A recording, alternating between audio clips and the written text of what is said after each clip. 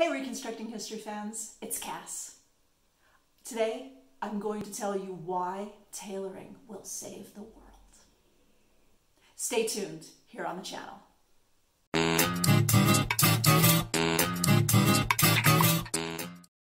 Okay, so the title was a little provocative. Skip the Spanx. I'm trying to make somebody angry, but it's probably not going to work. What I'm trying to convey to you is that your clothing should fit you.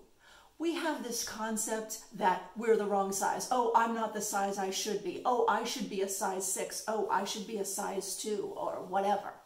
And that's entirely arbitrary. And I'm going to explain to you why that's arbitrary.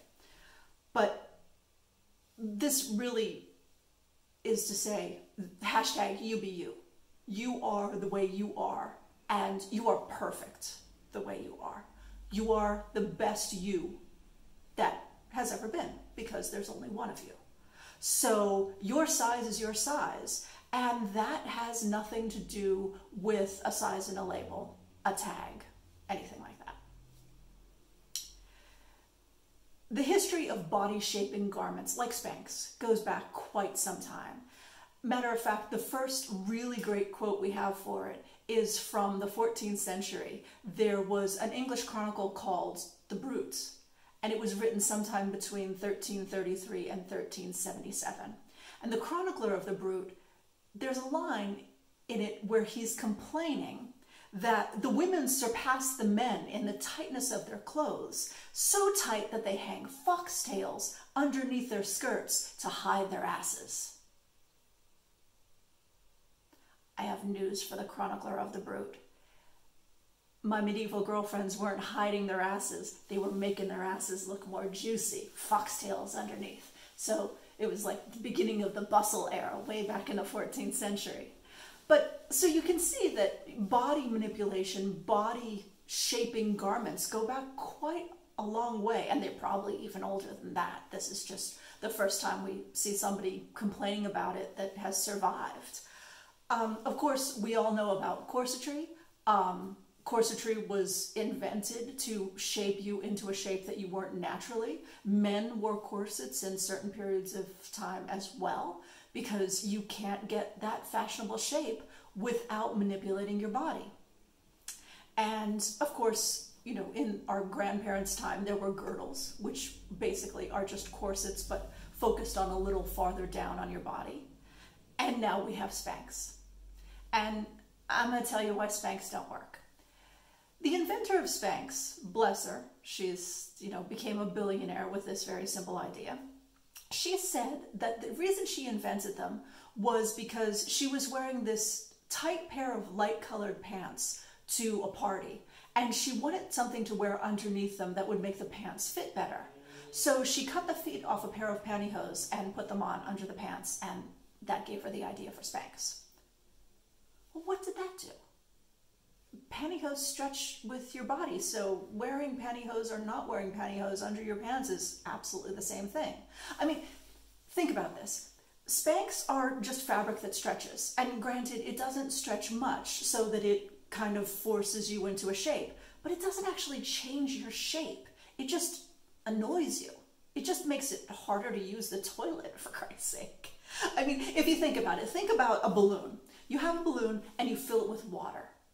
And you take that balloon filled with water and you can push it in more in the center, or you could push it down from the top and make it shorter, it'll get wider. When you push it at the center, the mass goes above your hands and below your hands. Just like when you put on a corset, you tighten it in at your waist and your flesh doesn't magically disappear. And contrary to what the makers of Spanx will tell you, it doesn't compress. It's your flesh. It is a certain volume. It doesn't get smushed smaller.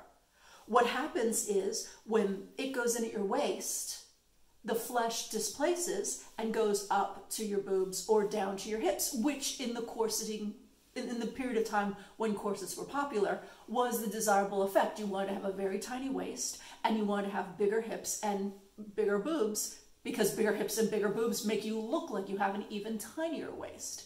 So if you did this to your water balloon, you can see that the mass just displaces as you put pressure in the center. That's the same thing that happens to your body. So if you put on a pair of Spanx, or these proto Spanx, the pair of pantyhose she wore famously under this pair of light colored pants, that doesn't make your legs smaller at all, because your legs are the same size. When you wear a pair of Spanx, it takes the flesh that's around your body and just holds it really tightly. But it doesn't make it compressed. It doesn't make your pants fit any better. And the only reason it makes you look any better is because you have a garment on under your other garment that makes it slip more easily over your body. So you don't see panty lines and you don't see bumps and things like that. But that's what it does. And guess what else does that? A slip. A nice cotton sateen, or better yet, satin slip. Doesn't constrict you. You don't have to take 15 extra minutes to go to the bathroom because you can't get in and out of it by yourself. And it just makes your clothes fit better. So I'm a big advocate of slips and not Spanx. But anyway, that's the thing. They don't work. They don't do what they're supposed to do. They don't do what it says on the package. They don't make you smaller. And they don't constrict your body. They just make you uncomfortable. So throw them away. Cass said, throw them away. But so, as I said, we've always done things, human beings have always done things to manipulate their body into fashionable shapes, into shapes that were not natural. And if you think about it, that's what working out does as well. I mean, the craze, the fitness craze isn't, I mean, we say, oh, I'm getting fit for my health. And that's true. We are getting fit for our health. But think about this. Would you spend so many hours in the gym if it made you healthy, but uglier? You know, I got to be honest with you, friends. I would need guarantees. If I knew that working out for a certain amount of time in the gym every day was going to make me supremely healthy, that would be great. But if I don't have any friends because my nose has relocated to where my ear used to be and no one wants to look at my ugly face, what kind of life is that to live healthfully? I mean, I'm exaggerating, obviously. I don't know what exercise makes your nose move over to the side of your head. But you see what I'm saying? You know, we say that we go to the gym for fitness, and we do go to the gym for fitness, but we don't go purely for fitness. We also go to manipulate the shape of our body. We go to get rid of our cellulite. We go to make our waist smaller. We go to make our butt more shapely. We go to make our arms more muscular. We don't go because, oh, this is what a fit person does and I want to be healthy. I mean, we do, but we also want to look good. So you see where this is going. So let me tell you about the tyranny of garment sizing. I'll put a link in a card to a video that we've done about why sizes are weird. I do a little bit on the history of garment sizing, ready-to-wear garment sizing, and how the sizes are different in different countries and what that means. And I think you'll find that really informative, especially in light of what I'm about to tell you. So garment sizes are a fairly new thing. They were a 20th century invention. Before that, garments weren't sized because you made the size of the garment according to your body. You didn't look and say, oh, I'm a size 10, so I'll make a size 10.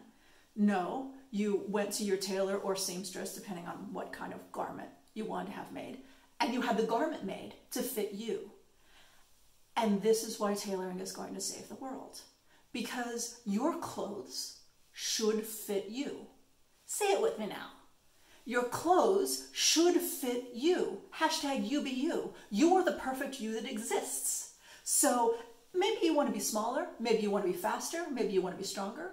Maybe you want to be bigger. Maybe you want to be slower. Maybe you want to be weaker. I don't know. I don't care. You're perfect the way you are. And whatever you want to be is up to you. Don't listen to what size you're supposed to be, because who is supposing that? It's not you. And if it's not you, it doesn't count. Let me tell you a story. Once upon a time, I was about 14, 15 years old. I was, you know, that teenager who, like all teenagers, not very confident, worried about what they looked like. And I went shopping for jeans with my mom. And I tried on a pair of jeans and they were a size 6. And they were really too tight. And of course, this was terribly upsetting and demoralizing because I was 15 years old and I'm supposed to be a 6 because that's the size that you should be when you're 5'8" or something. I don't know. But I tried on a size 6 and they were slightly too tight. I could have worn them, but I thought I'd be more comfortable in an 8. So my mom went and got an 8. Same manufacturer, same style, exactly the same jeans, except in an 8 instead of a 6. They were tighter. How can this be?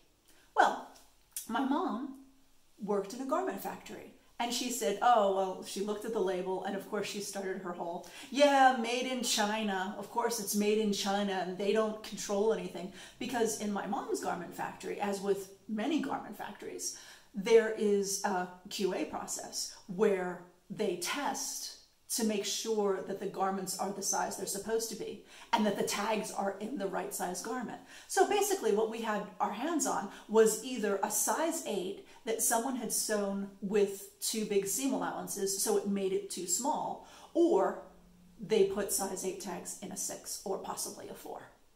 And these are all mistakes that happen, but they're not supposed to leave the factory like that. Well, my mom told me this at the time, but it didn't stop me from having a crying fit because I was so fat and so therefore ugly that I didn't fit in a size 8, and size 8 was huge because my mom wears a size 8 and she's big, which is ridiculous.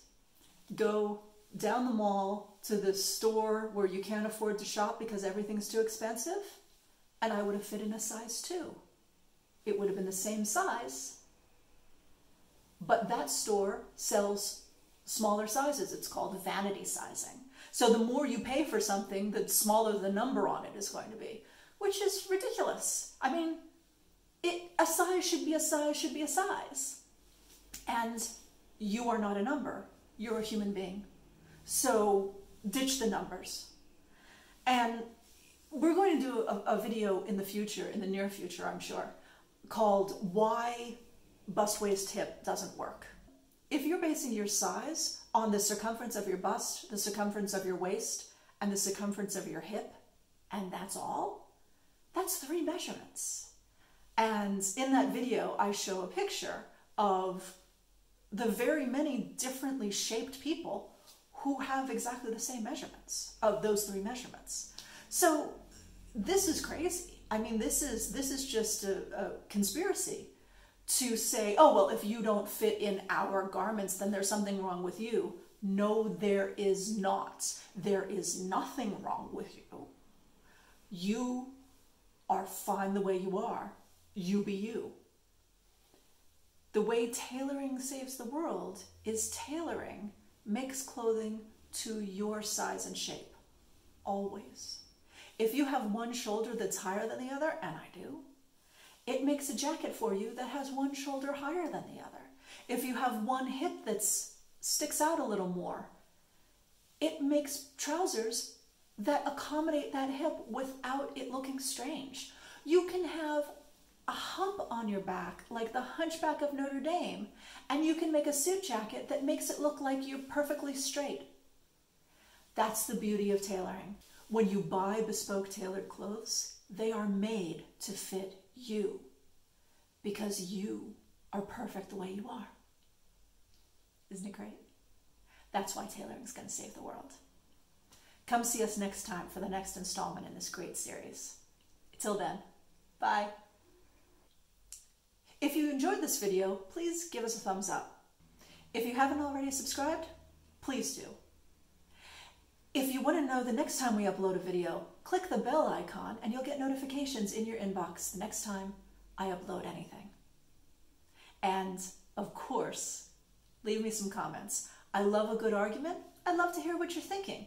I'd love to hear your reaction to my video. I'd love to hear if there's anything you want me to talk about that you think is in my wheelhouse. Thanks a lot, friends. See you next time here on the Reconstructing History channel.